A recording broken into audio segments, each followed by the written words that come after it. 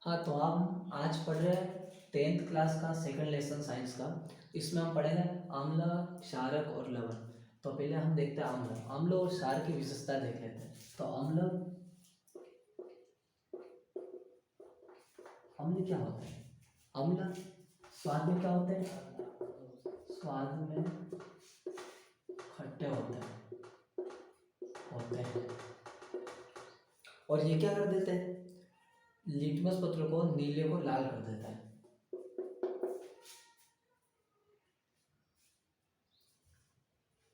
नीले लिटमस पत्र को लाल कर देते हैं।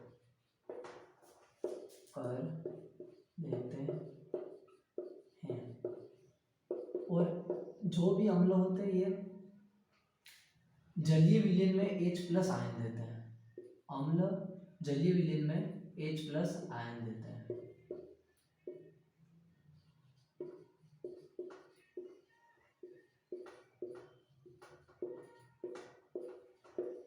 H+ आयन देते हैं, मतलब अम्लों को जैसे जल में घुलेंगे तो वहां पे H आयन इनसे क्या होता है? अलग हो जाता है।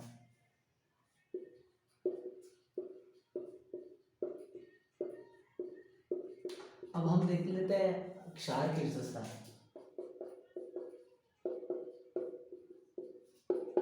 ये स्वाद में कड़वे होते हैं।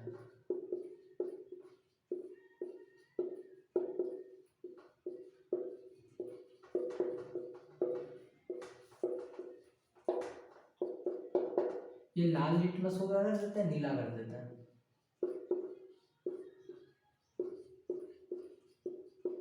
पत्र को नीला कर देते हैं।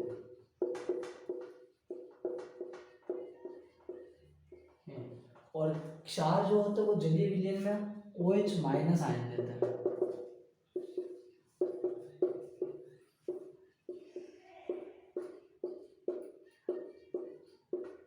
में OH- आयन देते हैं। अब आता है सूचक। सूचक वे पदार्थ होते हैं जो अम्ल और क्षार का पता लगाने में सहायक होते हैं। इन्हें हम क्या कहते हैं? सूचक कहते हैं। सूचक अर्थात वे पदार्थ जो अम्ल और क्षार का पता लगाने में सहायक होते हैं। वे पदार्थ जो अम्ल एवं क्षार का पता लगाने में सहायक होते हैं। उदाहरण के लिए हो जाएगा लिटमस पत्र।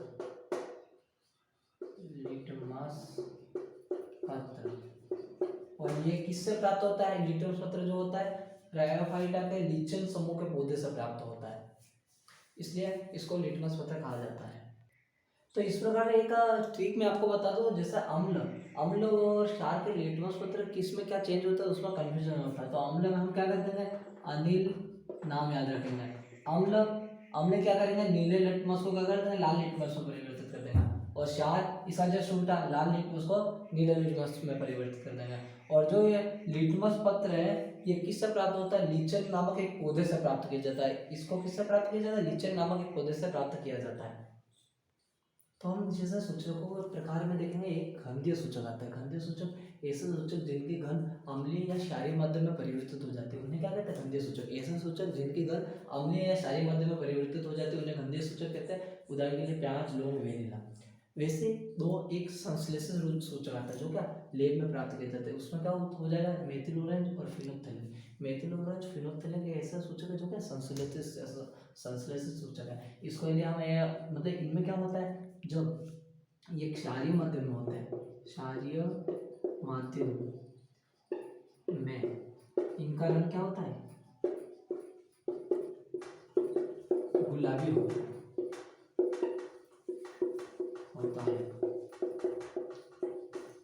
तथा जब ये अम्लीय माध्यम में होते हैं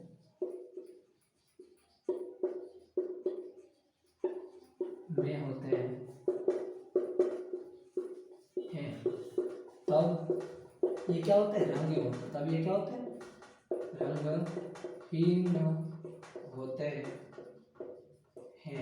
और एक चीज हम और देखेंगे, ये जो अम्ल और क्षार है, अम्ल और क्षार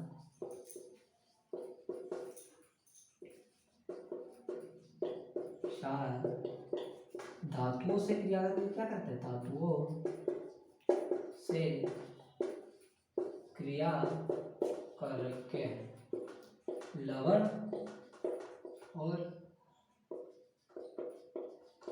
हाइड्रोजन गैस बनाते हैं, H2 जिसे कहते हैं, गैस बनाते हैं। तो इस प्रकार सूचक तीन प्रकार के हो गए। एक तो जो अपने लीचेन नामक पौधे से प्राप्त किया जाता है वो, और एक गंधीय सूचक जिनके गंध अम्लीय माध्यम और क्षारीय माध्यम में परिवर्तित हो जाता है। अम्ल क्या हो जाएगा, प्याज, लौंग, वेनिला। संश्लेषण सूचक मेथिल और फिनोक्सिल। क्षारीय माध्यम में इनका रंग क्या हो जाएगा, गुलाबी। अम्लीय माध्यम में रंगीन हो जाएंगे। अम्ल और क्षार धातु से क्रिया करके क्या करता है, हाइड्रोजन गैस और लवण का निर्माण करता है। तो अब हम कुछ अम्ल और क्षार के उदाहरण देखेंगे।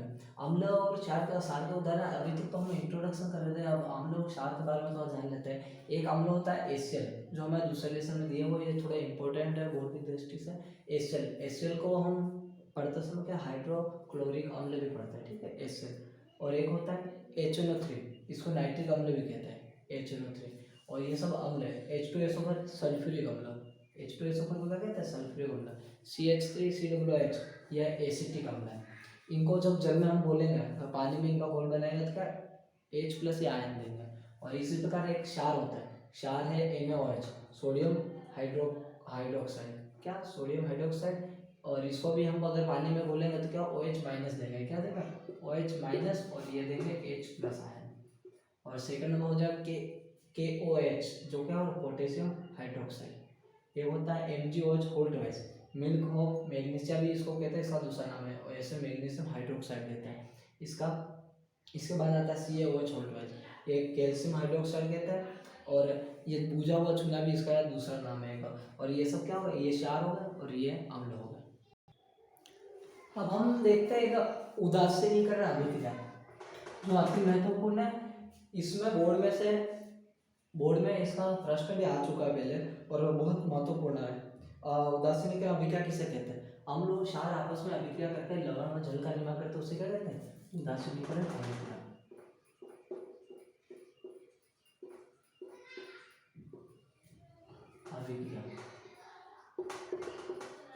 अम्ल व क्षार आपस में क्रिया कर जल व लवण का निर्माण करते हैं।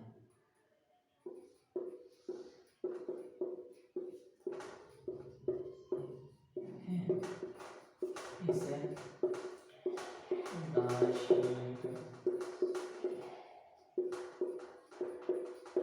अभिक्रिया कहते हैं। ठीक है, तो उदासीनीकरण अभिक्रिया किसे कहता है, अम्ल क्षार आपस में क्रिया कर जल व लवण का निर्माण करते हैं, उसे क्या कहते हैं, उदासीनीकरण अभिक्रिया कहते हैं। उदाहरण के लिए क्या हो जाएगा, HCl, ये क्या हाइड्रोक्लोरिक अम्ल हो गया। और ये क्या हो गया, क्षार ले लेते हैं हम NaOH, अम्ल हो गया क्षार। तो इसकी अभिक्रिया हो जाएगी। अभिक्रिया होने के बाद में क्या बनता है देखता हूँ, NaCl अलग हो जाएगा, NaCl प्लस एक H ये रहा, तो क्या हो गया 2H H2O एक अलग हो जाएगा। तो ये क्या हो गया, लवण, जिसको हम नमक भी कहते हैं। और ये क्या हो गया, जल। तो अम्ल और क्षार आपस में अभिक्रिया करके NaCl जल मतलब लवण व जल का निर्माण करते हैं, इसे क्या कहते हैं, उदासीनीकरण अभिक्रिया कहते हैं। तो मोस्ट इंपॉर्टेंट प्रश्न है एग्जाम की दृष्टि से, बोर्ड एग्जाम की दृष्टि से। अब हम कुछ अलग अलग तत्व पढ़ेंगे, मतलब फ्रूट वगैरह पढ़ेंगे, उनमें से कौन से अम्ल होते हैं, उनमें कौन से अम्ल पाए जाते हैं। अब हम जैसे देखेंगे कुछ पदार्थों में पाए जाने वाले अम्ल, जैसे नींबू व संतरा, ये स्वाद में खट्टे होते हैं, इनमें कौन सा अम्ल पाया जाता है? सिट्रिक अम्ल पाया जाता है। क्या? सिट्रिक अम्ल पाया जाता है। इसके बाद में दही, दही में कौन सा अम्ल पाया जाता है? लैक्टिक अम्ल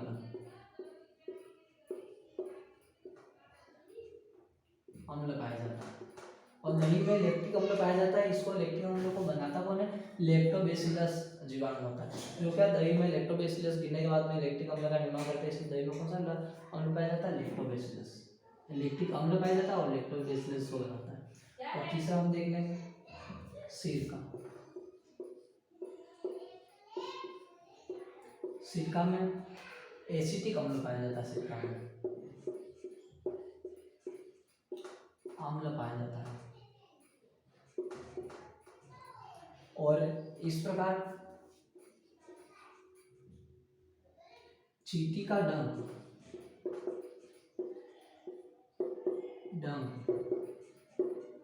यह एक नेटल पौधा होता है। नेटल का डंक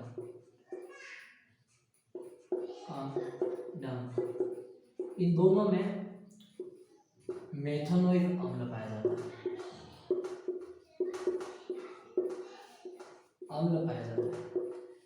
जिस कारण हमको चींटी जब डंक लगाती है या नेटल पौधों को हम जब छूते हैं तो हमें क्या होता है? जलन से अनुभव होता है। किस कारण होता है? मेथनोइक अम्ल के कारण होता है। अब एक टमाटर और पालक में ऑक्सैलिक अम्ल पाया जाता है। अम्ल पाया जाता है। बोर्ड एग्जाम में 1 नंबर का प्रश्न पूछ सकता है कि नींबू में कौन सा अम्ल पाया जाता है? नींबू और संतरा में लैक्टिक अम्ल, दही में लैक्टिक अम्ल, नींबू संतरा में सिट्रिक अम्ल, सिरका में एसिटिक अम्ल, चींटी और नेटल के डंक में क्या? मेथनोइक अम्ल, टमाटर और पालक में ऑक्सैलिक अम्ल पाया जाता है। इस प्रकार एक इमली में भी अम्ल पाया जाता है, वो होता है इमली। इमली में जो अम्ल पाया जाता है वो होता है टार्टरिक अम्ल होता है। ठीक है, तो इस प्रकार ये सब अम्ल इन पदार्थों में पाया जाता है। ये एग्जाम की दृष्टि से महत्वपूर्ण है। इनमें से 1-2 नंबर का प्रश्न आ सकता है कि इस पदार्थ में कौन सा अम्ल पाया जाता है।